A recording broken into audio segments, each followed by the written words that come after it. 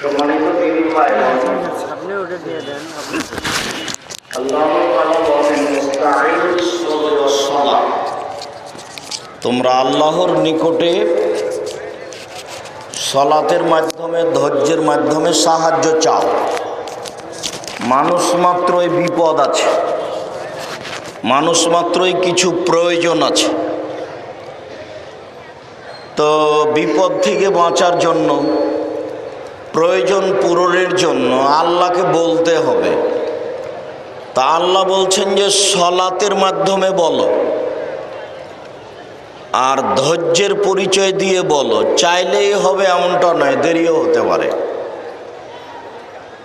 আর পূর্বের বলা কথা আজকে আর বলা প্রয়োজন মনে করছি না। সেটা হলো এই যে আমরা নামাজকে সলাত বলি, এই জন্য যে সলাত শব্দটা আল্লাহও বলেছেন, আল্লাহর নবীও বলেছেন।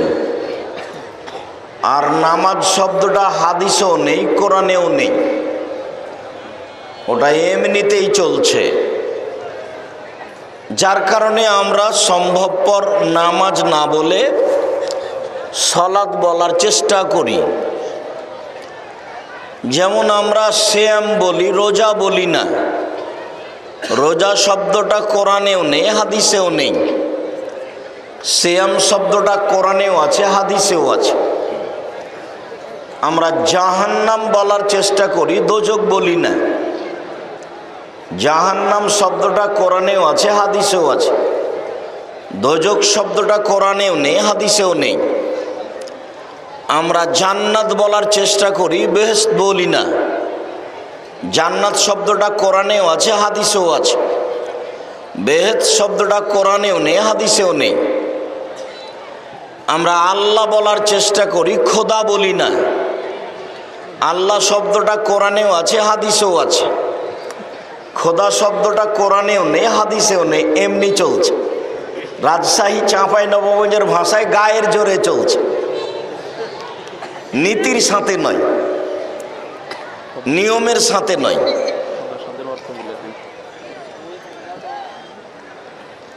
আর এগুলোর অর্থগতও পার্থক্য আছে। আল্লাহ আল্লাহর জাতি নাম, আর খোদা ফার্সি শব্দ খোদ মানে নিজ, আর মানে এসেছে। খোদা নিজে এসেছে। তো কবে এসেছে যদি বলি কাল এসেছে, তাহলে আগের দিন খোদা ছিলেন না। একবার ভুল করে পা পিছলে গেলে সেটাকে ঠিক করা খুব কঠিন। মিথ্যা দিয়ে জোরতার দিয়ে ঠিক করা যায় না। সলাত শব্দের অর্থ হচ্ছে বিশেষ প্রার্থনা, আর নামাজ হচ্ছে উপাসনা করা। সিয়াম শব্দের অর্থ হচ্ছে বিরত থাকা, আর রোজা শব্দের অর্থ হচ্ছে উপবাস থাকা। জাহান্নাম এমন একটি শব্দ যেখানে সর্বধরনের শাস্তির ব্যবস্থা আছে। আর দোজখ মানে হলো নরক। জান্নাত মানে এমন একটা জায়গা যেখানে সর্বধরনের সুবিধার ব্যবস্থা আছে। আর বেহেশত মানে স্বর্গ। সব ফার্সি ভাষা মানুষ বানিয়ে বানিয়ে বলে নিয়েছে। তো আমরা আজকে 9 ধরনের সলাতের আলোচনায় শব্দটা আমরা সলাত ব্যবহারের চেষ্টা করব। এই ছেলে, আপনি কথা না বলে যারা দায়িত্ব পালন করছে, তোমরা এখানে কোনো দায়িত্ব পালন করার লোক নাই, ছেলেরা না এখানকার। তোমরা 30-40 জন ছেলে ঠিক করনি যারা এখানে পাহারা দিবে। 10 জন মানুষই বসে আছো, তার আবার এত হইচই কিসের? আমরা কয়দিন আগে ওই যে কোথায় ছিলাম যেন, ময়মনসিংহ, শেরপুর। তা আমার অনুমান 40 থেকে 50 হাজার তো মানুষ হবে। তো আপনাদের চেয়ে ব্যবস্থাপনা অনেক ভালো। খামাখা 10 জন মানুষ এসে হইচই করছেন, আর কত চিল্লা চিল্লি। চুপ থাকেন এবং বসে বক্তব্য শোনার চেষ্টা করেন। নিজের স্বাধীনতা নিয়ে থাকবেন না। আমি আব্দুর রাজ্জাক বিন ইউসুফ, নতুনভাবে আপনাকে পরিচয় দেওয়ার প্রয়োজন নেই। আমি আব্দুর রাজ্জাক বিন ইউসুফ 90 সাল থেকে নিয়ে এখন পর্যন্ত কোনোদিন অপ্রয়োজনীয় বাক্য বলিনি, কোনোদিন। 90 সাল থেকে নিয়ে এখন পর্যন্ত আমি কোনোদিন কেসা কাহিনী বলিনি। 90 সাল থেকে নিয়ে এখন পর্যন্ত আমি কোনোদিন মাযহাবের বিরুদ্ধে কথা বলিনি। সুবহানাল্লাহ। 90 সাল থেকে নিয়ে এখন পর্যন্ত আমি কোনোদিন দেশ বিরোধী বক্তব্য দিতে যাইনি। 90 সাল থেকে নিয়ে এখন পর্যন্ত আমি কোনোদিন আমার পরিচয় দিইনি। আমাকে যদি কেউ জোর করে বলেছে যে কাগজে কিছু লিখতে হবে বিজ্ঞাপন পোস্টারে, তো একটু বলেন, তখন আমি বলেছি আমার নাম আব্দুর রাজ্জাক আর আমার বাপের নাম ইউসুফ, বাপ বেটা মিলে আব্দুর রাজ্জাক বিন ইউসুফ। এর চেয়ে বেশি শব্দ একটা উল্লেখ করেছি, প্রমাণ হয়ে গেলে সেদিন থেকে আর বক্তব্য দিব না। 90 সাল থেকে নিয়ে এখন পর্যন্ত আমি কোনোদিন মানুষের কাছে পথ খরচ পাথেও চাইনি। কেউ যদি বলে দিতে পারে যে আমার কাছে পথ খরচ পাথেও চেয়েছিল, এটা প্রমাণ হয়ে গেলে সেদিন থেকে আমি আর কোনোদিন বক্তব্য দিব না। এটা আমার একদিনের কথা না, ইনশাআল্লাহ প্রতিদিনই বলছি। আবার বলছি, জাতির যদি রাস্তাঘাট করে দিতে না পারি, জাতির যদি স্কুল কলেজ করে দিতে না পারি, জাতিকে চূড়ান্ত সঠিক ধর্ম দিতে পারবো ইনশাল্লাহ। ধর্মের ব্যাপারে ফাঁকি দিয়ে পরকাল হারাতে রাজি নই। আর ধর্মের নামে যে মিথ্যা কথা আছে তা আপনাকে আমি মাঝে মধ্যে দেখাই। আপনি দেখেন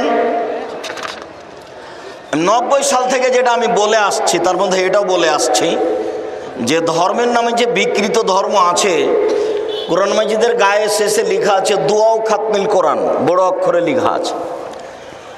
আমি দীর্ঘ 32 বছর যাবৎ বলে আসছি যে এটা যদি কেউ প্রমাণ করে দিতে পারে যে এটা আল্লাহ রাসূলের বলা দোয়া, সেদিন থেকে আমি আর বক্তব্য দেব না, জাতির সামনে সালাম দিয়ে চলে যাব। শুধু তাই, পরের পৃষ্ঠে দেখেন এক পাতা ওরও হেড নিয়ে লেখা আছে দোয়া ও খাতমিল কোরআন, কোরআন খতমের দোয়া। এটা যদি নবী বলেছেন এটা প্রমাণ হয়ে যায়, তা আমি আব্দুর রাজ্জাক বিন ইউসুফ আর কোনোদিন বক্তব্য দেব না। ধর্মের নামে বিকৃত ধর্ম আছে, আপনাকে এটা মেনে নিতে হবে। কোরআন মাজিদ পড়ার শেষ করলে দোয়া পড়তে হয় সুবহানাকা ওয়া বিহামদিকা আশহাদু আল্লা ইলাহা ইল্লা আনতা আস্তাগফিরুকা ওয়া আতুবু ইলাইক। স্টেজ সহ কোনো জায়গাতে কেউ কথা বলে পরিবেশ নষ্ট করবেন না। আমি আজকেই বক্তব্য শেষ করে চলে যাচ্ছি এ কথা নয়, বগুড়াতে আমার বক্তব্যের জন্ম হয়েছে। বগুড়াতে আমি সর্বপ্রথম 90 সালে বক্তব্য দিয়েছি বগুড়ায়। কাজেই বগুড়াকে বক্তব্যের জগতে আমি জন্মভূমি মনে করি। কাজেই কোনো কথা বলে মন খারাপ করে পরিবেশ নষ্ট করবেন না, আপনি টিকতে পারবেন না, এটা আপনি নিশ্চিত বিশ্বাস রাখুন। কাজেই মন খারাপ লাগলেও চুপচাপ বসে থাকেন, আপনার আমি কিছু না কিছু উপকার করব ইনশাআল্লাহ। আরও একটা কথা বলে থাকি, আপনাকে আমি আমার কথা বুঝতে পারবেন কেন জানেন? 90 সাল থেকে নিয়ে এখন পর্যন্ত আমি কোনোদিন কণ্ঠ সুরে বক্তব্য দিইনি।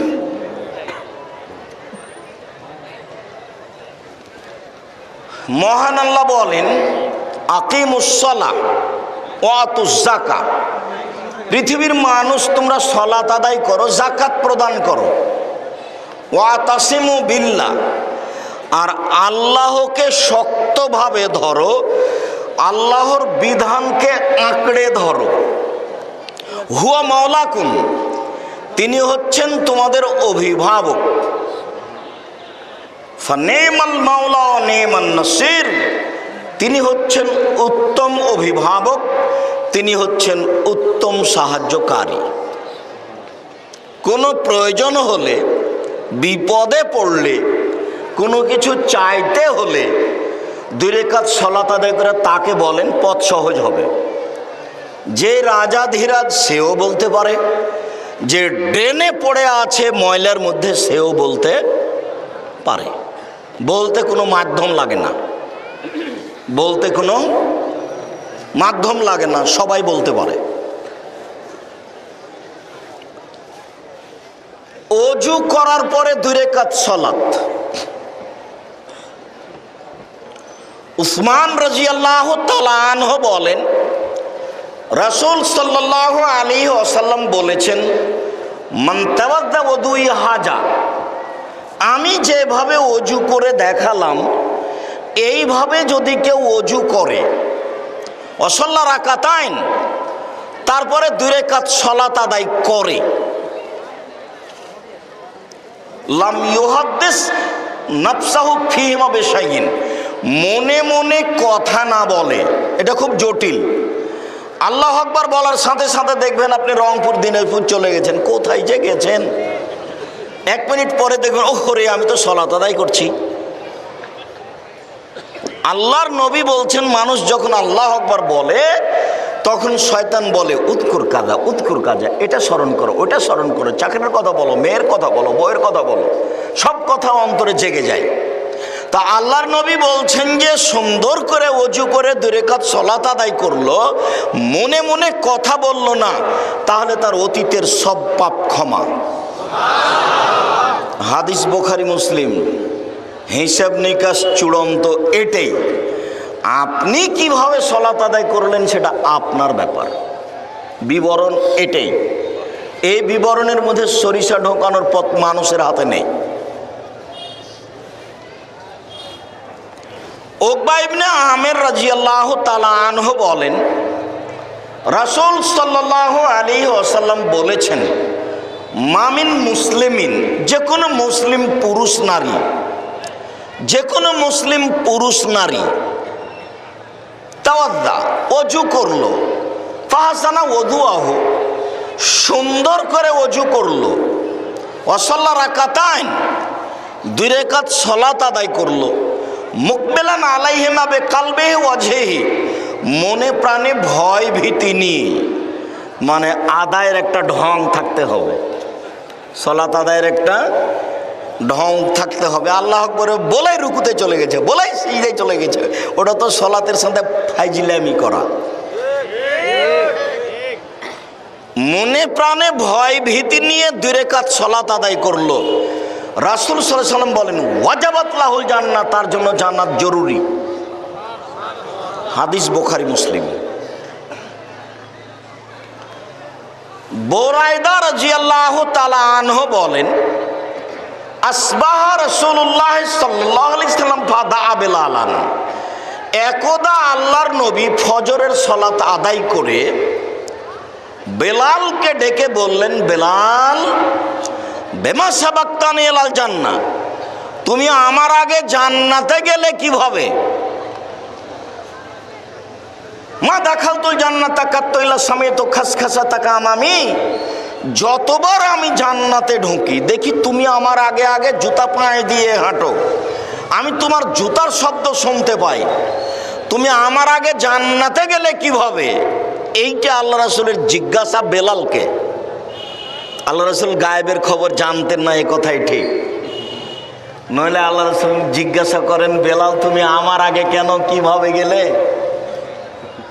গায়েবের খবর জানতে পারলে তো, হ্যাঁ বেলাল তুমি এই কারণে তো আমার আগে চলে গেছ।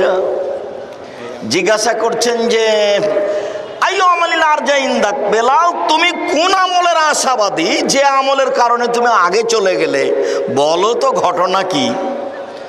তখন বেলাল বলছেন, দেখেন, মাযানতু কাত্তু ইল্লা সাল্লাইতু রাকাতাইন, যখন আমি আজান দিয়েছি তখনই 2 রাকাত সালাত আদায় করেছি। ওমা আসাবানি হাদাসুন কাত্ত, আর যখনই আমার অজু ভেঙে গেছে তাওয়াদ্দাতু ইনদাহু, তখনই আমি অজু করেছি। ও রাইতু আন্না লিল্লাহি আলাইয়া রাকাতাইন, আর আমি মনে করেছি এখন আমাকে 2 রাকাত সালাত আদায় করতে হবে, আমি অজু করেই 2 রাকাত সালাত আদায় করছি। তখন আল্লাহ রাসূল বলছেন, বেহেমা বেলাল, আমি বুঝেছি তুমি এই কারণেই তো আমার আগে আগে জুতা পায়ে দিয়ে হাঁটো। কিসের কারণে? অজু করার পরে 2 রাকাত সালাতের কারণে। বাচ্চা, ওই বাচ্চাটা এতক্ষণ ছিল, আপনি ওকে উঠে যেতে দিচ্ছেন কেন? খেয়াল করছেন না আপনি? যতক্ষণ পর্যন্ত সামনে দিয়ে যেতে থাকবে আরেকজন কথা ধরতে পারবে না। আপনি আমার দিকে এক খেয়ালে চেয়ে থাকবেন, পাখি যেন মনে করে আপনি পাথর। বিশ্বাস করেন, আপনার আমি কিছু না কিছু উপকার করবই করবো ইনশাল্লাহ। আমি জীবনে কোনোদিন অপ্রয়োজনীয় কথা বলিনি, কেচ্ছা কাহিনী বলিনি, আজকেও বলবো না ইনশাল্লাহ। আর যেভাবে শুরু হয়েছে সেভাবেই শেষ হবে ইনশাল্লাহ। সম্মানিত দিনী ভাই বোন, ভদ্রতা বজায় রেখে ধৈর্যের পরিচয় দিয়ে অল্প কিছুক্ষণ সময় বসার চেষ্টা করবেন, বিনীত অনুরোধ। আমার দিনী বোনেরা যারা আছেন, এই মেঘ কথা বলছো কেন? আপসে এত কথা বলা লাগছে কেন? মুখ বন্ধ করে ধীর স্থির বসে থাকুন, চুপচাপ থাকবেন, আপসে কথা বলবেন না।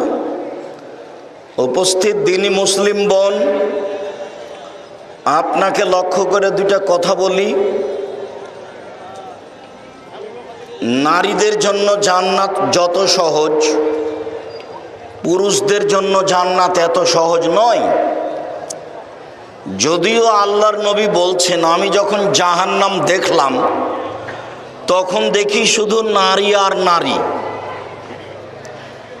আবু সাঈদ খুদরি রাদিয়াল্লাহু তাআলা আনহু বলেন, খারাজা রাসূলুল্লাহ সাল্লাল্লাহু আলাইহি সাল্লাম ফি ফিতরিন আও আধাইলাল মুসাল্লা, কুরবানির ঈদে অথবা রোজা ঈদে আল্লাহর নবী ঈদের মাঠে গেলেন। ফামাররা আলান নিসায়ে, তিনি মহিলাদের পাশ দিয়ে গেলেন।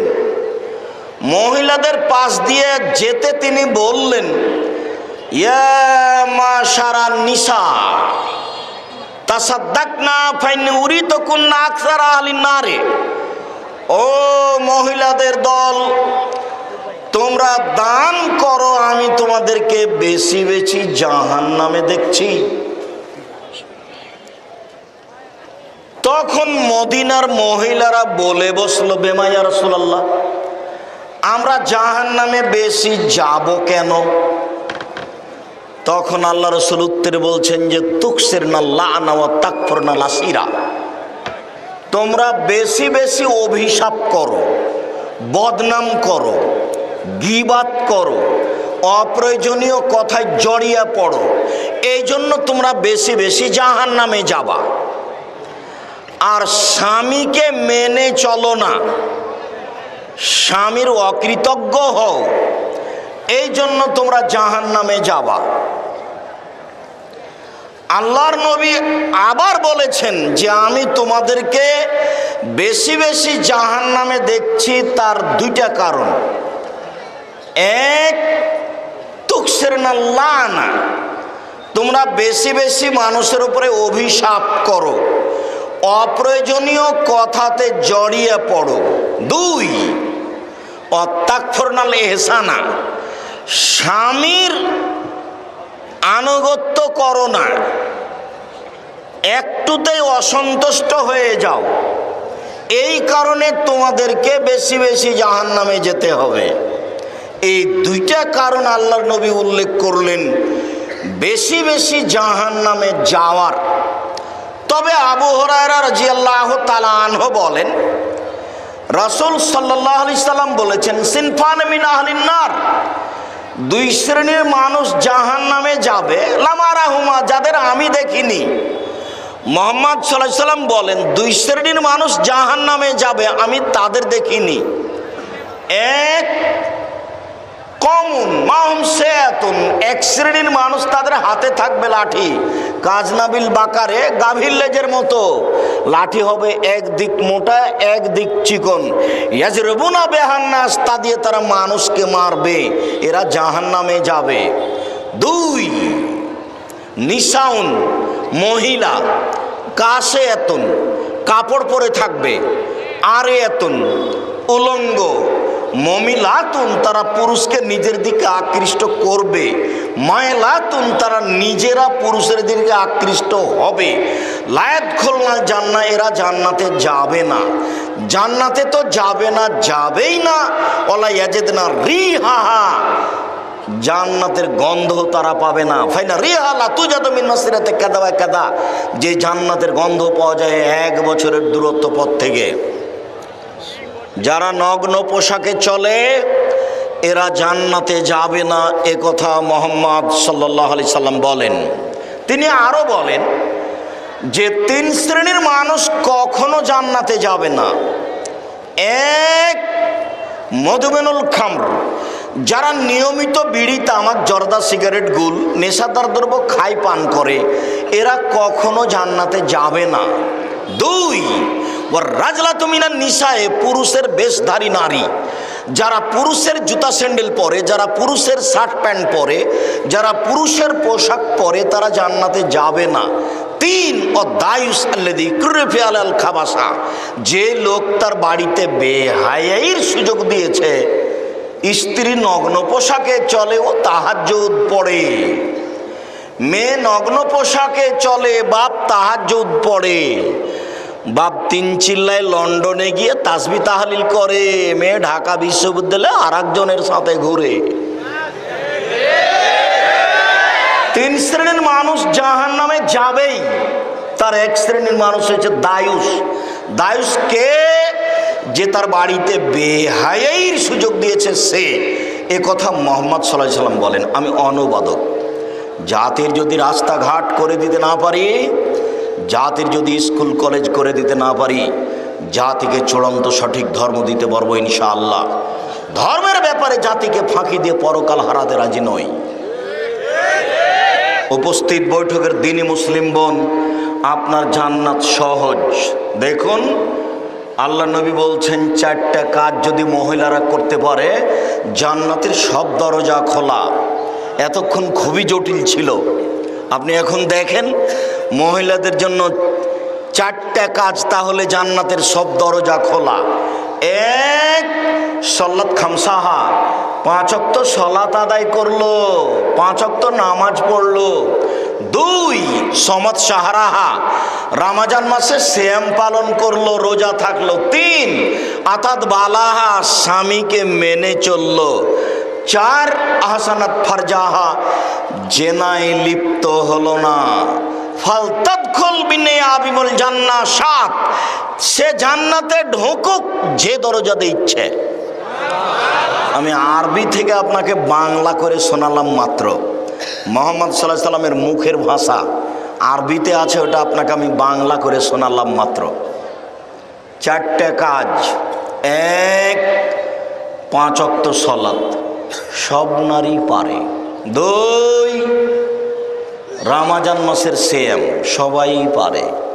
3, জেনা থেকে বেঁচে থাকা, চেষ্টা করলেই পারে। 4, স্বামীকে মেনে চলা, এটা একটু কঠিন। তিতা লাগলেও মানতে হবে, মিঠা লাগলেও মানতে হবে। সপ্তাহ সপ্তাহ, মাস মাস কথা বলবেন না স্বামীর সাথে।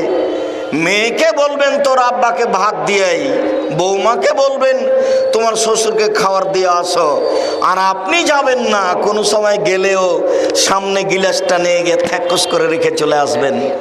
এভাবে হবে না। আপনি এই সংসারে থাকতে বাধ্য নন, খোলা তালাক করতে পারেন। আগামীকাল সকালে আপনি স্বামীকে খোলা তালাক করতে পারেন, কাজীর কাছে গিয়েও করতে পারেন, চেয়ারম্যান মেম্বারের কাছে গিয়ে করতে পারেন। সংসার এখানে করতে হবে, আপনি বাধ্য নন।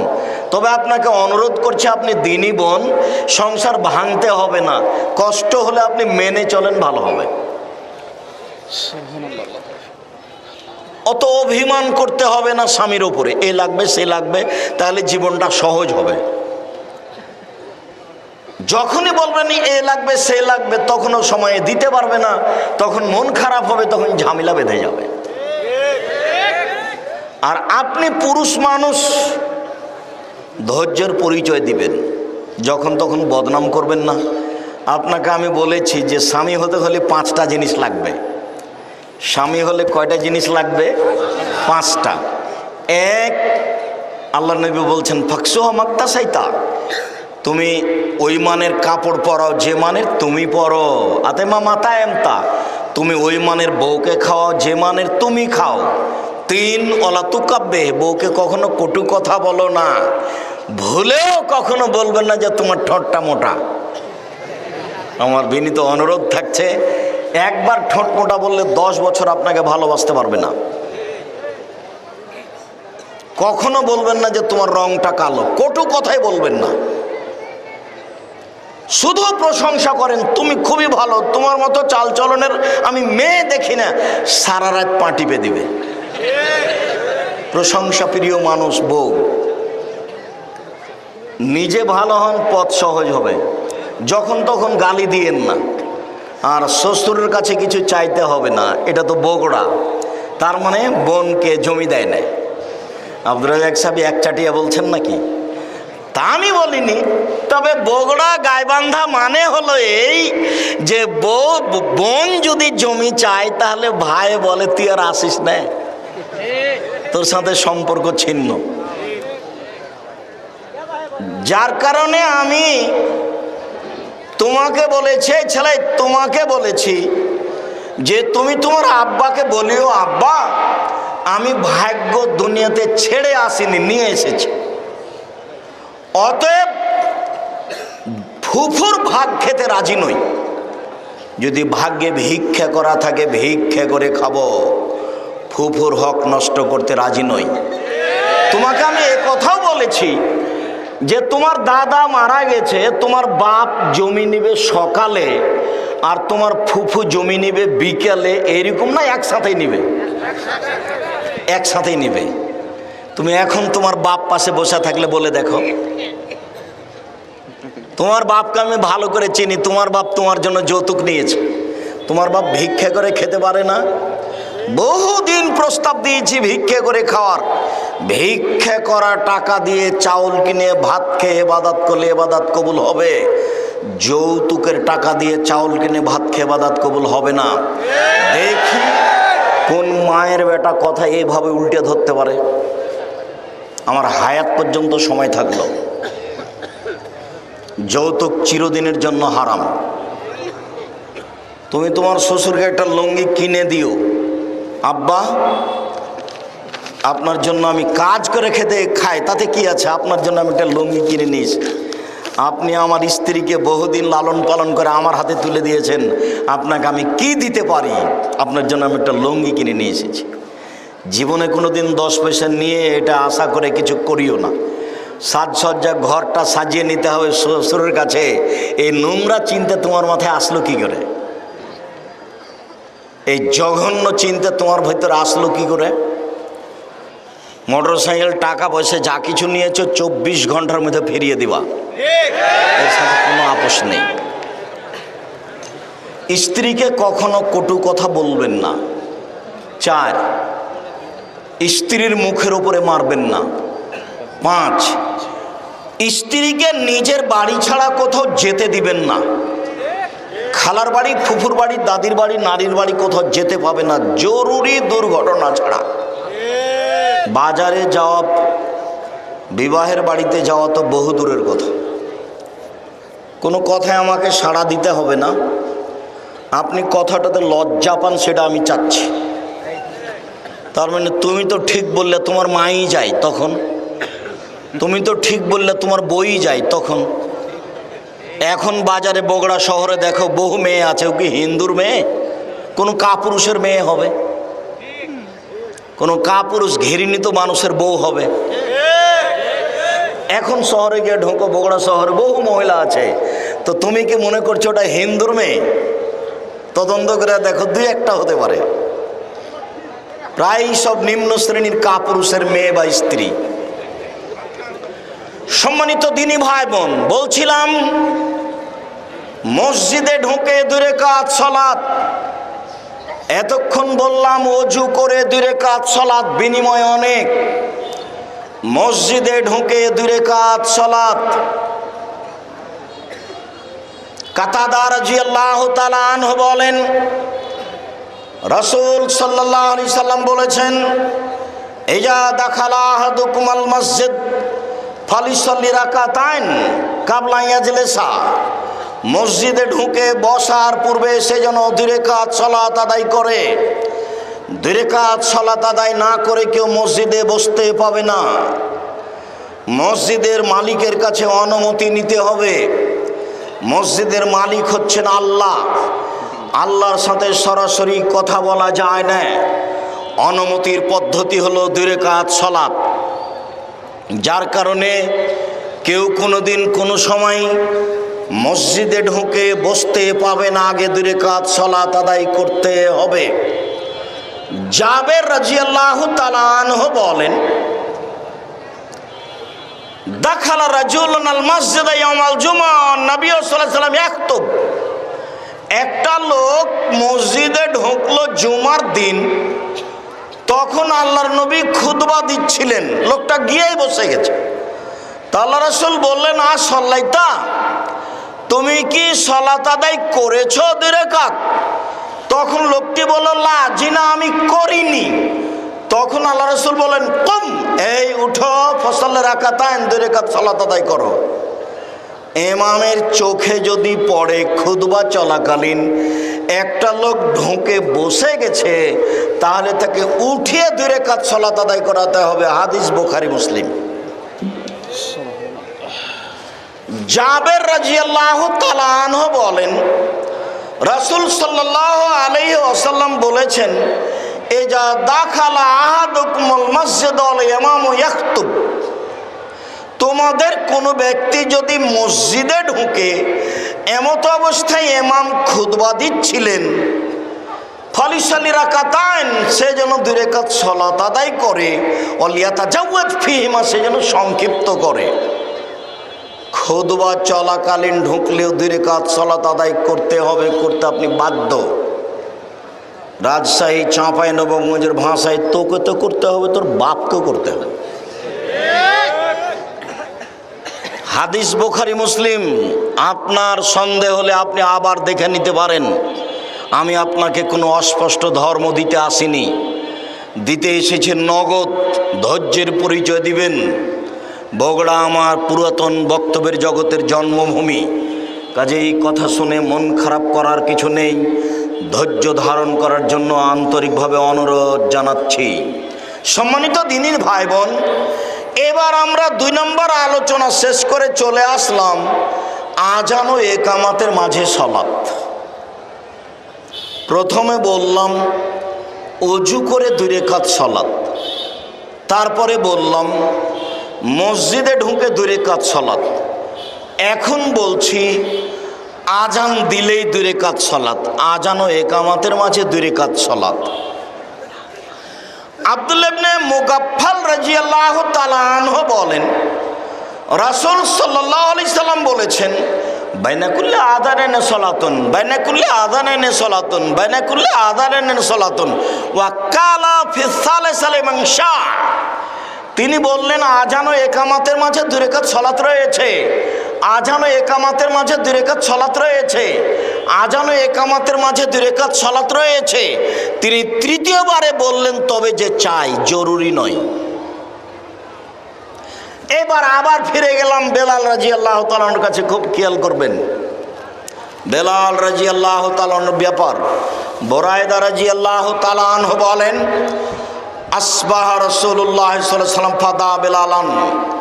আল্লাহর নবী সকাল করলেন, ফজরের সালাত আদায় করলেন, বেলালকে ডাকলেন, ডেকে বললেন, বেলাল, বেমা সাবাক্তানি ইলাল জান্নাহ, তুমি আমার আগে জান্নাতে গেলে কিভাবে?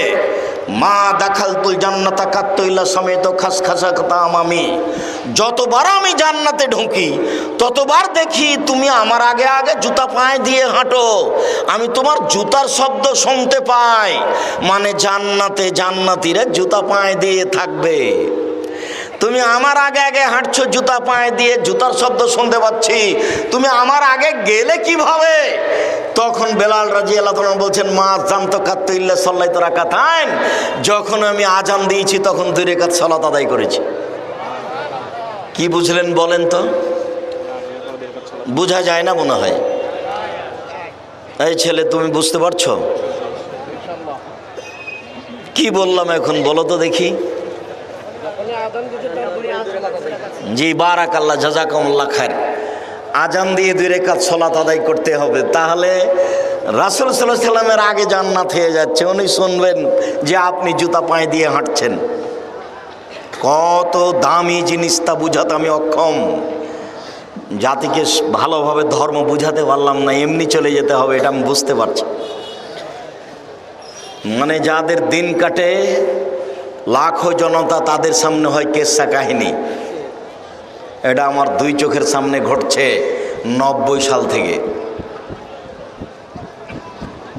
আমি বলেছি শতকরা 95 জন বক্তা মিথ্যুক, তবে আমি বলিনি ইনি মিথ্যুক, এ কথা আমি বলিনি। আমি বলেছি শতকরা 98 জন মুফাসসির মিথ্যুক, তবে আমি বলিনি ইনি মিথ্যুক, এ কথা আমি বলিনি। তবে আপনি যদি সাহস করে বলেন যে আমার মুফাসসিরের মিথ্যা দেখান, তো তখন আমি প্রস্তুত আছি। এই ছেলে দূরে কেন যাবা? এই যে দেখো না তুমি কোরআনের গায়ে লেখা আছে। এই ছেলে তুমি দূরে যাবা কেন? এই যে কোরআন শরীফ লেখা আছে। বলো তো কি হবে? কোরআন মাজিদ। তো তুমিও যারা একটা সাধারণ ছেলে, বাংলা লেখাপড়া করো, সেখানে গায়ে লেখা আছে কোরআন শরীফ। আমি সময় দিয়েছি আমার মরা পর্যন্ত, কোনোদিন যদি কোরআন শরীফ প্রমাণ হয়ে যায় সেদিন আর আমি বক্তব্য দেব না। আল্লাহ বলেছেন কোরআন কারিম, আল্লাহ বলেছেন কোরআন হাকিম, আল্লাহ বলেছেন কোরআন ফুরকান, আল্লাহ বলেছেন কোরআন মাজিদ। এভাবে আল্লাহ বলছেন আর লোকে বলছে কোরআন শরীফ। কি করতে পারি বলো তো তুমি? সম্মানিত দিনী ভাই বোন, আজানের পরে 2 রাকাত সালাত। এই ছেলে বসো।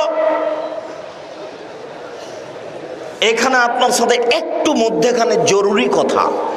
রাসূল সাল্লাল্লাহু আলাইহি ওয়াসাল্লাম বলছেন লাইরুদ্দা দুয়া ও বাইনাল আজান আল একামা। আজান একামাতের মাঝে দোয়া ফেরত দেওয়া হয় না। আজান একামাতের মাঝে দোয়া ফেরত দেওয়া হয় না। আজান একামাতের মাঝে দোয়া ফেরত দেওয়া হয় না। আজান দেওয়ার পরে আপনি যেই দোয়াই পড়বেন সেটাই কবুল হবে। জরুরি কথা, জরুরি কথা। সূর্য ঢোলার সাথে সাথে সব দরজা খুলে দেওয়া হয়, যা বলবেন সেটাই কবুল হবে। আজান দেওয়ার সাথে সাথে আকাশের সব দরজা খুলে দেওয়া হয়, যেটা বলবেন সেটাই কবুল হবে। রাত 12টার পরে আকাশের সব দরজা খুলে দেওয়া হয়, যেটাই বলবেন সেটাই কবুল হবে। পুরো রমজান মাসে সব দরজা খোলা থাকে। পুরো রমজান মাসে আপনি যেটাই বলবেন সেটাই কবুল হবে। কে দাম দেয়? রাত 2টাতে ঘুমিয়েছে, ওর মোবাইলে ল্যাংটা মেয়ে দেখে ও কি রাত 3টায় উঠে কান্নাকাটি করতে পারবে? পারবে না। এখানে যত বড় মোবাইল আছে সবার হাতে 1999টা মোবাইলে ল্যাংটা মেয়ে নাচে। মোবাইলের অপর নাম জাদু, মোবাইলের অপর নাম জেনা। আল্লাহ নবী বলছেন না তাজনা ওয়ান জেনা ওয়ান নাজর, 2 চোখের জেনা হচ্ছে চোখ দিয়ে দেখা। আল ওজনানের জেনা আল ইস্তেমাও, 2 কানের জেনা হচ্ছে কান দিয়ে শোনা। ওয়ালিয়াত জেনা হাল বাদশ, হাতের জেনা হচ্ছে হাত দিয়ে ধরা। অজেনার রিজলাল মাসি, পায়ের জেনা হচ্ছে এই পথে চলা। জেনাল কালতা তামানা তাস্তাহি, অন্তরের জেনা হচ্ছে পরিকল্পনা করা। জেনাল লেসানের নিত্য, জিহ্বার জেনা হচ্ছে কথা বলা। হাদিস বুখারী মুসলিম। তুমি যদি বলো এই বড় মোবাইলের নাম অপর নাম জেনা, ভুল হবে না। খালি খুললেই কত ল্যাংটা মেয়ে আসছে। আল্লাহ রাসূল বলছেন আমার জীবনে বড় ভয় আস-সাওয়াতুল খাফিয়া, আমার উম্মত গোপন পাপে লিপ্ত হবে, এটাই বড় ভয়। যুবক আছে এখানে, যুবতী আছে লন্ডনে, 2 জনের জেনা চলছে। আল্লাহর নবী বলছেন আমার জীবনে বড় ভয় আমার উম্মত জেনায় লিপ্ত হবে। তিনি এ কথা বলেন আফসোস করে।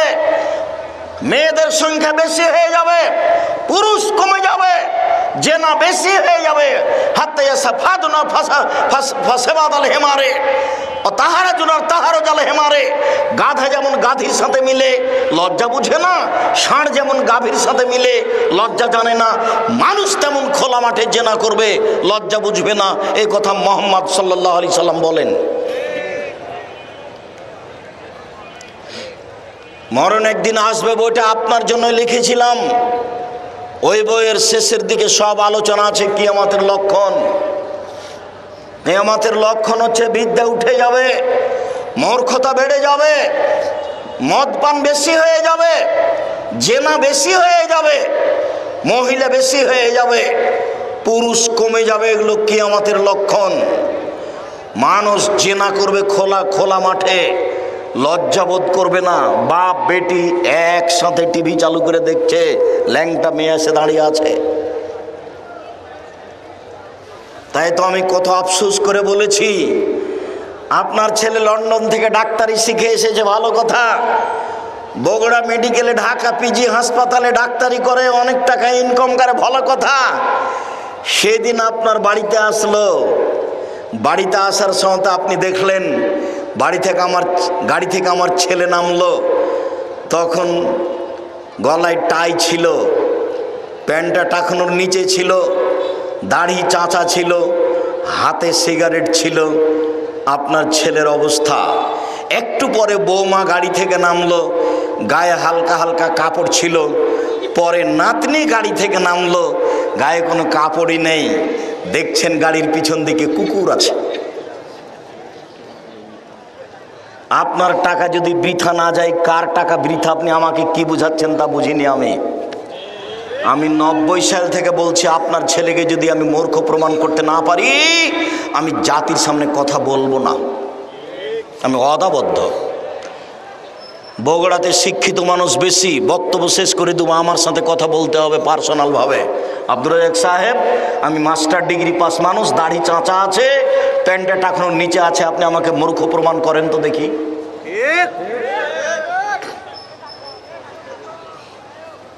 তখন কি বলা লাগে সেটা বলবো।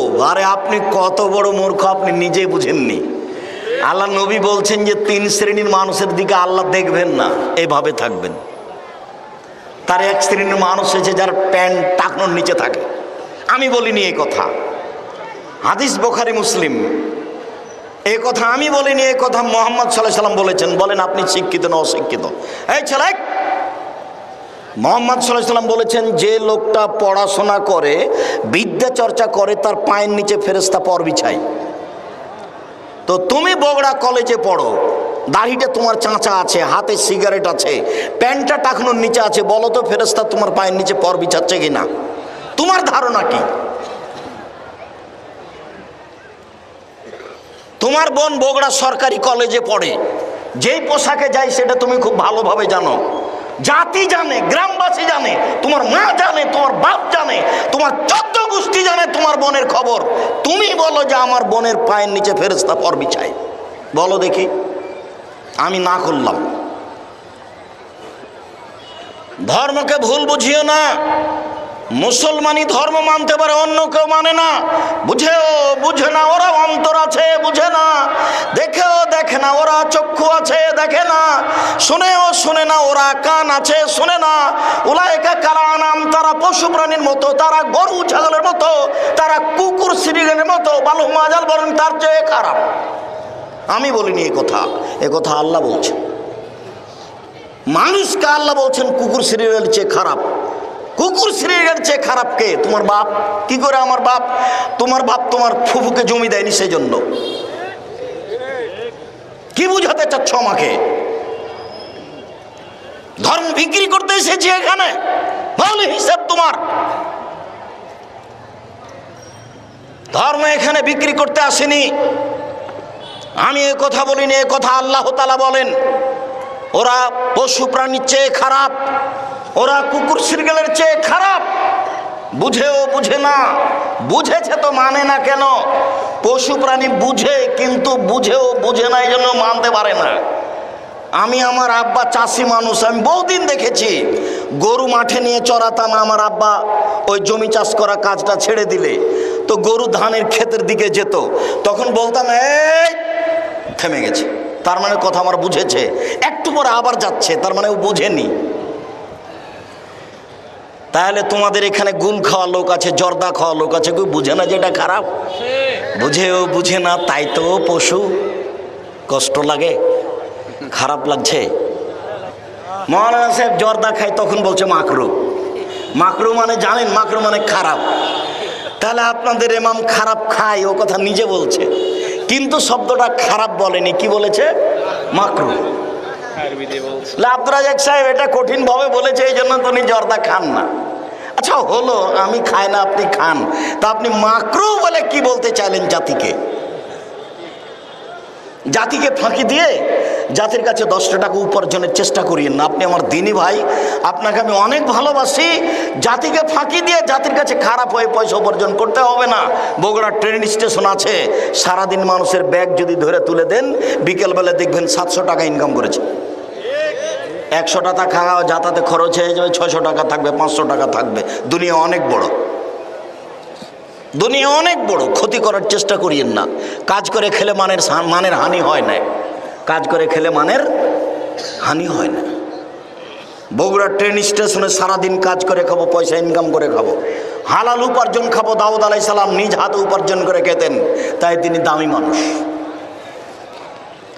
সম্মানিত দিনী ভাই বোন, বলছিলাম সাহাবীগণ বলেন, আল্লাহর নবী, মুয়াজ্জিনরা তো সব নেকি নিল, আপনি বলছেন যে মুয়াজ্জিনের সম্মান অনেক বেশি, আপনি বলছেন যে মুয়াজ্জিনের আজান শুনে যত লোক সালাত আদায় করবে সবাই মিলে যত নেকি পাবে, মুয়াজ্জিন একাই তত নেকি পাবে।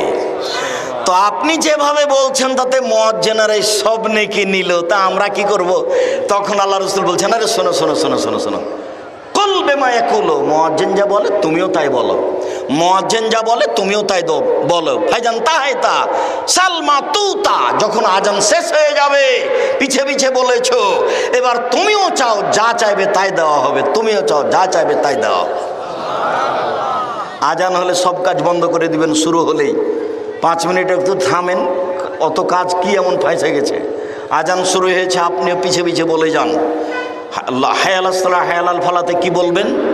লা হাওলা ওয়ালা কুওয়াতা ইল্লা বিল্লাহ। আজান যখন শেষ হয়ে যাবে তখন দুরুদে ইব্রাহিম পড়বেন, তারপরে পড়বেন আল্লাহুম্মা রাব্বা হাযিহি দাওয়াতি তাম্মা ওয়া সালাতিল কায়েমা আতি মুহাম্মাদিল ওয়াসিলা ওয়াল ফাদিলা ওয়া বাসু মাকাম মাহমুদুল ওয়াত্তা। দোয়া তো হলো, এখন আপনি বলেন আমার 1 বিঘা জমির ব্যবস্থা করে দাও তুমি বগুড়া শহরে। বলেন, তার তো অভাব নাই, বলেন না আপনি, না কি ভাইজান, বলা যায় না? তার কি অভাব আছে? না আপনি পাননি, পাবেন, না হলে কেউ পাবে, নিরাশার তো কিছু নেই, বলা তো নিষেধ নেই। যত চাইবেন তত খুশি, যত মুখখান বন্ধ রাখবেন তত রাগ করবে, যত মুখখান বন্ধ করবেন তত রাগ করবে। অতএব আজান ও ইকামাতের মাঝে 2 রাকাত সালাত আদায় করেন। এবার 4 নম্বরে চলে গেলাম, সালাতুল ইশা। সূর্য ওঠার পরপরই 2 রাকাত সালাত। আনাস রাদিয়াল্লাহু তাআলা আনহু বলেন, রাসূল সাল্লাল্লাহু আলাইহি সাল্লাম বলেছেন, মান সাল্লাল ফাজরা ফি জামাতিন, যে ব্যক্তি ফজরের সালাত জামাতে আদায় করলো, ওয়াকাদা সুম্মা ইয়াযকুরুল্লাহ, তারপর বসে বসে তাসবিহ তাহলিল জিকির আজকার করতে থাকলো, হাত্তা তাতলু শামস, সূর্য উঠে গেল। সুম্মা সাল্লা রাকাতাইন, তারপরে 2 রাকাত সালাত আদায় করলো।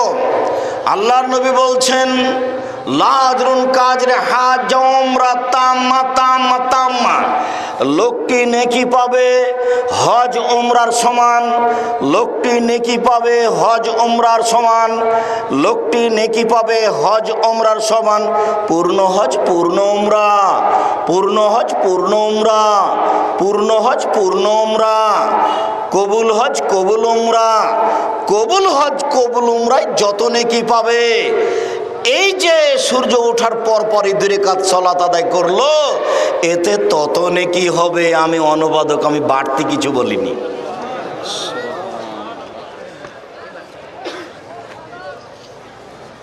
ফজরের সালাত জামাতে আদায় করেন। আব্দুর রাজ্জাক সাহেব, আমরা তো মহিলা মানুষ, মসজিদে যাই না, যেতেও পারি না, ব্যবস্থাও নেই।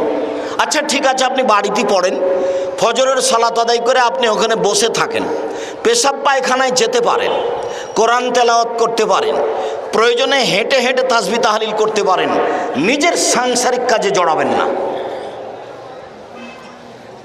ছেলে মেয়েকে ধমকাতে যাবেন না, কোনো সাংসারিক কাজে জড়াবেন না। পেশাব পায়খানার কাজ সেরে এসে হেঁটে হেঁটে না হলে বসে বসে তাসবিহ তাহলিল করবেন।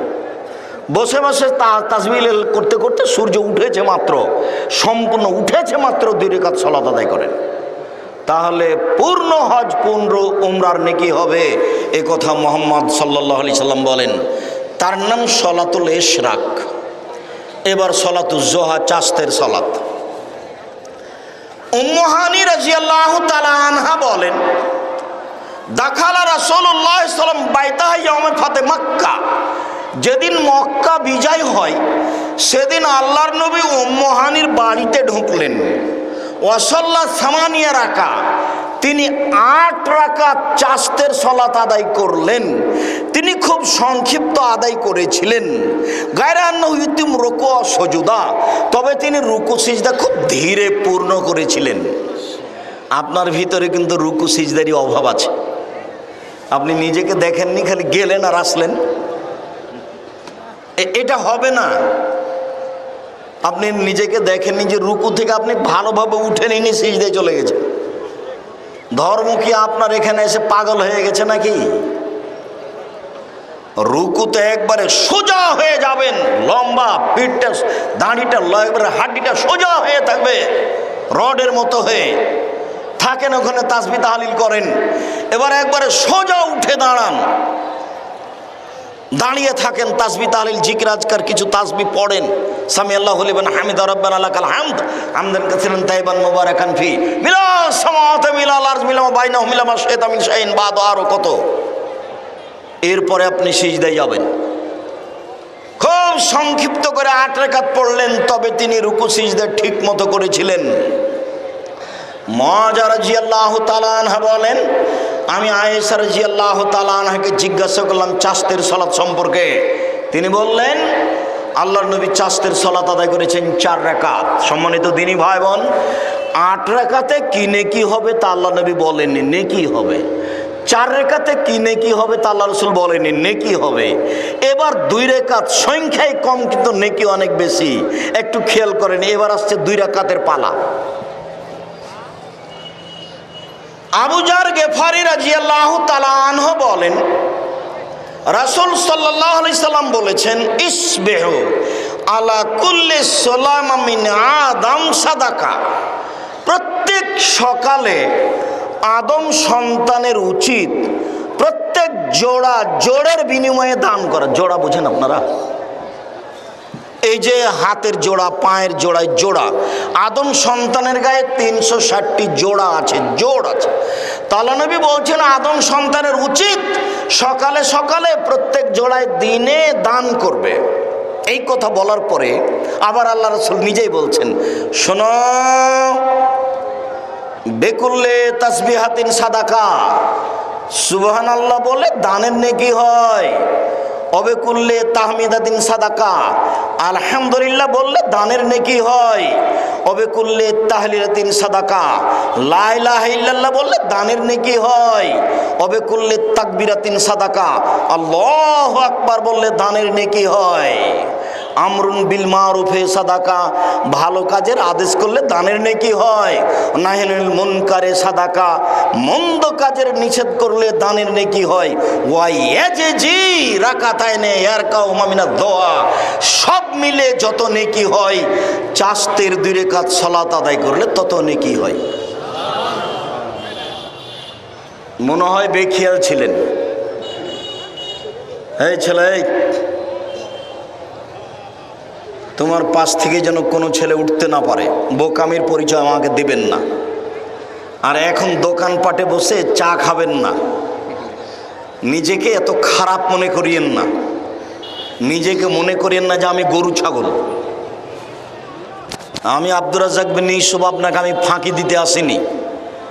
একটা বাক্যের মূল্য 1 কোটি টাকা। অতএব ভদ্রতা বজায় রেখে এক পায়ে দাঁড়িয়ে থাকেন, নড়াচড়া করবেন না। আমরা আলোচনার কাছাকাছি চলে আসছি। আমি কষ্ট দিয়ে কোনো আলোচনা করি না। আর আমি আব্দুল্লাহ বিন ফজল রাহিমাহুল্লাহ নই যে বড় আলেম ঘন্টার ঘন্টা বক্তব্য দেব, এটাও নই। কাজে আপনি ভদ্রতার পরিচয় দিবেন, দোকানপাটে বসে এখন চা খাবেন না। আমি কথা বলবো আর আপনি চা খাবেন, এত ঘৃণিত কাজ করিয়েন না। চা একটু পরে খায়েন। আর আজকে হাট বাজার করে নিতে হবে এটাও মনে করিয়েন না। এতগুলো মিলে যত নেকি হয় চাস্তের 2 রাকাত সালাতে সেই নেকি হয়। বুরায়দা রাদিয়াল্লাহু তাআলা আনহু বলেন, রাসূল সাল্লাল্লাহু আলাইহি সাল্লাম বলেছেন, ফিল ইনসানে সালাসামিয়া ওয়া সিত্তুনা আফসালান, আদম সন্তানের গায়ে 360টি জোড়া আছে। ওয়া আলাইহি ইয়াতাসাদ্দাকা আন কুল্লি মাফসালিন মিনহু সাদাকা, আদম সন্তানের উচিত প্রত্যেক জোড়ের বিনিময়ে দান করা। এইটা একটা হাফেজি কওমি মাদ্রাসা যেখানে এসেছেন, ওনারা আমাকে বলেছিলেন যে আপনি একটু বক্তব্য বন্ধ করে 5 মিনিট আদায় করার সুযোগ দিবেন। তা আমি বললাম এমন কাজ আমি কোনোদিন করিনি, করতেও পারবো না।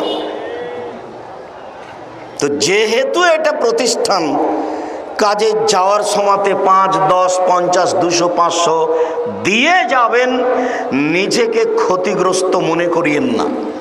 আমি কথার মাঝে আছি, আপনাকে আমি কষ্ট দিতে চাচ্ছি না। যেটা দিবেন সেটা টিকবে, আর যেটা নিয়ে চলে যাবেন দিব বলে দিলেন না, ওই পরিমাণ ক্ষতি হয়ে যাবে। হাদিস বুখারী মুসলিম কিভাবে ক্ষতি হবে আপনি জানতেও পারবেন না, বুঝতেও পারবেন না, দেখবেন ক্ষতি। তিনি বললেন প্রত্যেক জোড়ের বিনিময়ে দান করতে হবে। সাহাবীগণ বললেন, মাইউতিক ইয়া রাসূলুল্লাহ, আল্লাহর নবী প্রত্যেক জোড়ের বিনিময়ে দান করতে পারবে এমন কে আছে? তখন আল্লাহ রাসূল বললেন, আনোখাতা ফিল মসজিদ ইমিতাহা, কেউ যদি মসজিদে চিকেন ময়লা দেখে মসজিদ ঝাড়ু দেয়, তাহলে সব জোড়ের বিনিময়ে যত নেকি হবে, মসজিদ ঝাড়ু দিলে তত নেকি হবে। তারপরে বলছেন, সুম্মা ইমিতুল আজানি তারিক, রাস্তা থেকে কেউ যদি কষ্টদায়ক জিনিস সরিয়ে দেয়, তাহলে সব জোড়ের বিনিময়ে দান করে যত নেকি হবে, রাস্তা থেকে কষ্টদায়ক জিনিস সরিয়ে দিলে তত নেকি হবে। আপনার বাড়ির পাশে কুকুর মরে পড়ে আছে, আপনি সরাবেন না চেয়ারম্যান? আপনি সরাবেন, এটাই উচিত। আর মনে রাখবেন, হরতাল চিরদিনের জন্য হারাম। রাস্তাঘাট বন্ধ করা চিরদিনের জন্য হারাম, কিয়ামত পর্যন্ত হারাম। সম্মানিত দিনী ভাই বোন, আমি আপনাকে এই আলোচনার শেষে এসে বলছি, তিনি বলছেন যে 2 রাকাত চাস্তের সালাত আদায় করলে প্রত্যেক জোড়ের বিনিময়ে দান করে যত নেকি হবে তত নেকি হবে। তা হলো চাস্তের সালাত। এবার চলেন সালাতুল হাজা, প্রয়োজনীয় সালাত। প্রয়োজনীয় সালাত কোনোদিন দেখেছেন? উপস্থিত বৈঠকের মুসলিম বোন, দেখি আপনি পারেন কিনা, আপনার সাহস হয় কিনা, আপনি বুঝেন কিনা। ইব্রাহিম আলাইহিস সালাম তার স্ত্রী সারাকে নিয়ে এক এলাকায় ঢুকেছিল। ইব্রাহিমকে বলা হলো যে এই মহিলা আপনার সাথে কে? এই মহিলা আরব ভূখণ্ডে সবচেয়ে সুন্দরী, হয় সারা পৃথিবীতে চিরদিনের জন্য সুন্দরী, আর না হলে ওই সময়ে পৃথিবীতে যত মহিলা ছিল সবার মধ্যে সুন্দরী। তো বললেন তিনি, এটা আমার বোন। তারপরে বললেন যে দেখো সারা, আমি কিন্তু তোমার কথা বলে দিয়েছি যে তুমি আমার বোন। তুমি যদি এখন বলো যে ইনি আমার স্বামী, তাহলে আমি কিন্তু মিথ্যুক প্রমাণ হয়ে যাব। সারা সারা তুমি মনে রেখো, ইন আলালার যে মুমিনুন গায়রু গায়রুকে, এই মাটির ওপরে আমি আর তুমি ছাড়া কেউ মুসলমান নেই। এই হিসাব আমরা ভাই বোনও বটে। এই কথা বলার পরেও তিনি স্ত্রীকে রক্ষা করতে পারলেন না। ফারসালা বেহা ইলাইহে, স্বৈরাচারী শাসকের কাছে তিনি স্ত্রীকে পাঠিয়ে দিলেন। যখন স্ত্রী ঘরে ঢুকলো, ফাকামা ইলাইহা, স্বৈরাচারী শাসক দাঁড়ালো তাকে ধরার জন্য। সারা বললেন, থামেন, আগে ওযু হবে, 2 রাকাত সালাত হবে, তারপরে কথা। তিনি ওযু করলেন, 2 রাকাত সালাত আদায় করলেন। তারপরে তিনি বলছেন, আল্লাহুম্মা, হে আল্লাহ, আমানতু বিকা, আমি তোমাকে বিশ্বাস করি।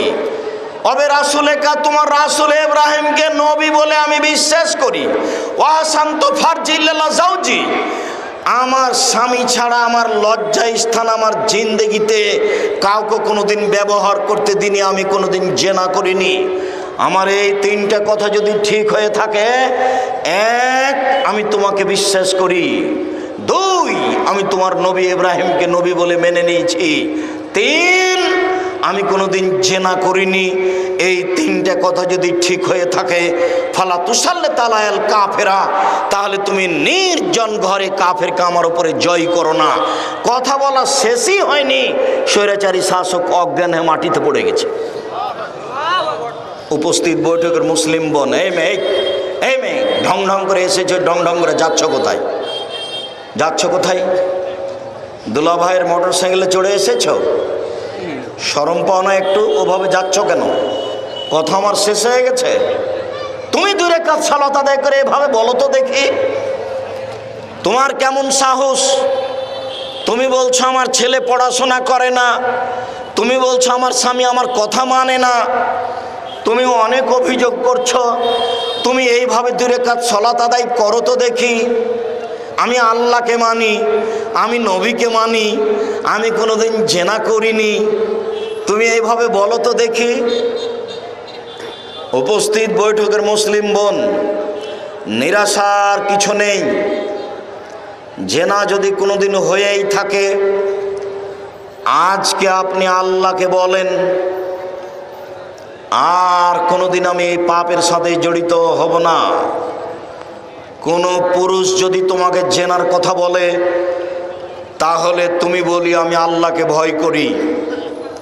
তাহলে তুমি অন্যায় করার পরেও বিচারের মাঠে তুমি বিশেষ ছায়াতলে থাকতে পাবা। উপস্থিত বৈঠকের যুবক, আমি তোমাকেই বলছি, আজ থেকে যদি তুমি জেনা বন্ধ করতে পারো, পৃথিবীর যে কোনো বিপদ থেকে বেঁচে যাবা। প্রমাণ ওই যে তোমার জানা আছে, ওই যে তিনজন লোক রাস্তায় হাঁটছিল, হাঁটতে হাঁটতে বৃষ্টি আসলো, তারা একটা গর্তে ঢুকে গেল, পাহাড় একটা গর্তের মুখে এসে পড়লো। তিনজনের একজন বলল, বাপ মাকে ভালোবাসি, পাথরটা সরিয়ে দাও। কিছু অংশ সরিয়ে দেওয়া হলো। তিনজনের একজন বলল, একটা লোককে কাজে নিয়েছিলাম, অর্ধেক দিন পরে চলে গেছে, টাকা দিতে চেয়েছিলাম, নেয়নি, টাকা বেশি করেছিলাম গরু ছাগল, একদিন এসে বলল অর্ধেক দিনের টাকা দেন। আমি বললাম গরু ছাগল সব নিয়ে যাও। আমাকে বলল মজাক করবেন না, অর্ধেক দিনের পারিশ্রমিক দেন। আমি বললাম মজাক করিনি, তুমি সব নিয়ে চলে যাও, তোমাকে সন্তুষ্ট করার জন্য এত কিছু করেছিলাম, দিয়ে দিয়েছি, দয়া করে পাথরটা একটু সরিয়ে দাও। আল্লাহ বললেন ঠিক আছে, দিলাম। তৃতীয় জন বলল, আমার চাচাতো বোনের সাথে জেনা করতে চেয়েছিলাম, ও বলেছিল 100টা স্বর্ণ মুদ্রা দিতে হবে। ও হাড় ভাঙ্গা পরিশ্রম করে 100 টাকা সংগ্রহ করেছিল, চাচাতো বোনের হাতে দিয়েছে, জেনায় বসেছে। তখন বনে বলছে, আব্দাল্লাহ ইত্তাকিল্লাহ, এ আল্লাহর বান্দা, তুই আল্লাহকে ভয় কর, আমাকে অসতী প্রমাণ করিস না। ফাকুম তো আনহা, আমি ওখান থেকে উঠে গেছি, জেনা করিনি। এইটা যদি তোমার ভয় করে থাকি, তাহলে পাথর একটু সরিয়ে দাও। সম্পূর্ণ পাথর সরে গেল, সবাই বের হয়ে গেলেন। তার মানে তুমি যদি নিজে থেকে জেনা বন্ধ করতে পারো, পৃথিবীর যে কোনো বিপদ থেকে বেঁচে যাওয়া। হাদিস বুখারী মুসলিম। সম্মানিত দিনী ভাই বোন, আপনাকে আর একটা কথা বলে রাখি, আল্লাহ তাআলা বলছেন, ওয়ানাহা নাফসা আনিল হাওয়া ফাইনাল জান্নাতা হিয়াল মাওয়া। কেউ যদি অশ্লীল কাজ বন্ধ করতে পারে, আল্লাহ বলছেন তার জন্য জান্নাতুল মাওয়া রয়েছে। জান্নাতুল মাওয়া পাওয়ার আশায় অশ্লীল কাজ বন্ধ করুন। আপাতত হাজা প্রয়োজনীয় সলাৎ শেষ করলাম, এবার সিদ্ধান্তের সলাৎ। জমি কিনতে চাচ্ছেন, বিবাহ করতে চাচ্ছেন, গরু ছাগল কিনতে চাচ্ছেন, আগে সলাতুল ইস্তেখারা করে নেন। আল্লাহ নবী বলছেন যে যখন মানুষ কোনো কাজের সিদ্ধান্ত নিবে, ফালিসালি রাকাতাইন, সে যেন 2 রাকাত সালাত আদায় করে। 2 রাকাত সালাত আদায় করে পরে অথবা সালাম ফেরার পূর্বে বলবে, আল্লাহুম্মা ইন্নী আস্তাগফিরুকা বিইলমিকা ওয়া আস্তাগদিরুকা বিকুদরাতিকা। হে আল্লাহ, আমি তোমার জ্ঞানের মাধ্যমে এই মেয়েটাকে বিবাহ করতে চাচ্ছি, এই জমিটা কিনতে চাচ্ছি। ওয়া আস্তাগদিরুকা বিকুদরাতিকা, তোমার ক্ষমতা দিয়ে আমি এই কাজটা করতে চাচ্ছি। ওয়াসালুকা মিন ফাজলিকাল আযীম, তোমার বড় অনুগ্রহ আমি চাচ্ছি। আনতা তাকদিরু, তুমি পারওয়ালা, আকদিরু আমি পারি না। ওয়া তাআলাম, তুমি জানো, ওয়ালা আলাম আমি জানি না। ওয়া আনতা আল্লামুল গায়ব, তুমি সব জানো। আল্লাহুম্মা ইন কুনতা তা'লামুনা হাযাল আমরা খায়রুল ফি দীনি ওয়া মা সুআকিবাত আমরি, হে আল্লাহ, এই জমি যদি আমার জন্য কল্যাণ হয়, আমার জীবনের জন্য যদি কল্যাণ হয়, আমার পরকালের জন্য যদি কল্যাণ হয়, ফাকদিরু হলি, এই কাজ আমাকে করতে সক্ষম করো। ওয়াসিরু হলি, এই কাজ সহজ করে দাও। সুম্মা বারিকলি ফিহে, তারপরে তুমি বরকত দান করো। ফাইন কুনতা তা'লামুনা হাযাল আমরা শারুল ফি দীনি ওয়া মাসি ওয়া আকিবাত আমরি, যদি সিদ্ধান্ত নেও যে এই কাজ আমার জন্য ভালো নয়, আমার জীবনের জন্য ভালো নয়, আমার পরকালের জন্য ভালো নয়, তাহলে এই কাজ আমার থেকে সরিয়ে দাও আর আমাকে তার থেকে সরিয়ে দাও। অকদরুলি আল খায়রা হাইসু কানা, আমার জন্য অন্য একটা ঠিক করে দাও। এর নাম হচ্ছে সলাতুল ইস্তেখারা, সিদ্ধান্তের সলাত। যে কোনো কাজ করতে যাবেন, 2 রাকাত সলাত আদায় করবেন, এইটা পড়ে তারপরে সালাম ফিরবেন। আশা করি একটা ভালো ফল বেড়ে আসবে। তার নাম ইস্তেখারা, তার নাম সলাতুল ইস্তেখারা, তার নাম সিদ্ধান্তের সলাত। এবার চলে আসলাম সলাতুত তাসবিহ, তাসবিহের সলাত। এই হাদিস ঠিক নয়, যার কারণে আমরা এই সলাত আদায় করতে বলি না। 300 বার তাসবিহ বলতে হয়, সুবহানাল্লাহি আলহামদুলিল্লাহ লা ইলাহা ইল্লাল্লাহ আল্লাহু আকবার। প্রত্যেক রাকাতে 75 বার, 4 রাকাত সমান 300 বার এই তাসবিহ পাঠ করে 4 রাকাত সালাত আদায় করতে হয়। হাদিস ঠিক নয়, এই জন্য আমরা আমল করার জন্য বলি না। সম্মানিত দিনী ভাই বোন, আজকে আমাদের সংক্ষিপ্ত বিবরণের পুনরাবৃত্তিতে বলি, উপস্থিত বৈঠকের দিনী মুসলিম বোন, সংসার ভালো করে পরিচালনা করার চেষ্টা করেন। স্বামীর উপরে কখনো আপত্তি তুলবেন না। 4টা কাজ আপনাদের সবার জন্য থাকলো। 1, 5 ওয়াক্ত সালাত। 2, হালাল রুজি। 3, কোরআন তেলাওয়াত, অন্তত সূরা ইখলাস। 4, 2 জন যেখানে বসে আছে সেখানে বসবেন না, আড্ডা পিটবেন না, দোকানের সামনে বসে সময় কাটাবেন না। এই 4টে জিনিস জরুরি ভাব থাকছে। এর সাথে আর একটা থাকছে যে 4 শ্রেণীর মানুষের কবরের শাস্তি হয় না।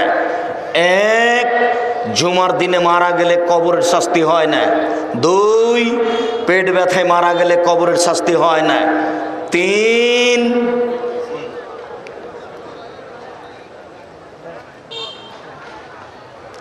মা শহীদ হয়ে গেলে কবরের শাস্তি হয় না। 4, রাতে সূরা মুলক পড়লে কবরের শাস্তি হয় না। উপরের 3টাই কঠিন। জুমার দিনে মরণ হবে কিনা তা বলতে পারছেন না, শহীদ হবেন কিনা তা বলতে পারছেন না, পেট ব্যথায় মারা যাবেন, কোন ব্যথা যে সেটা আল্লাহ ভালো জানে। 4 সূরা মুলক পড়া, 30 আয়াত বিশিষ্ট একটা সূরা, সূরা মুলক রাতে যদি প্রত্যেক দিন পড়তে পারেন তাহলে কবরের শাস্তি হবে না। 9 ধরনের সলাতের সাথে সাথে আরও অতিরিক্ত 2 ধরনের কথা থাকলো। মর্মে উপস্থিত বৈঠকের দিনী মুসলিম ভাই ও বোনের নিকটে জরুরি 2টি অনুরোধ। আমরা মুখে যেভাবে বলি, সেভাবে কলমে লিখি, সেভাবে মিডিয়ায় বলি। মুখে বলার জন্য নিয়মিত দিনগুলি আছে। মুখে বলার জন্য ডিসেম্বরের 22-23 রাজশাহীতে সম্মেলন আছে। 3রা ফেব্রুয়ারি জামিয়া সালাফিয়া দিনাজপুরে আছে। মার্চের 2-3 জামিয়া সালাফিয়া রূপগঞ্জ নারায়ণগঞ্জে আছে। অনলাইন আল ইতিসাম টিভিতে সব আলোচনা পাবেন। মুখে বলছি, অনলাইনে বলছি, বই পুস্তকে কলমে লিখেছি। যাওয়ার সময়তে মাসিক আল ইতিসাম পত্রিকা ছাড়া কেউ যাবেন না। 50টা প্রশ্নের উত্তর আছে, বই পুস্তকগুলি আছে। আজকের আলোচনা আপনার উপদেশ বইয়ে আছে, কে বড় লাভবান বইয়ে আছে, জিজ্ঞাসার উত্তর আছে। কেউ খালি হাতে যাবেন না।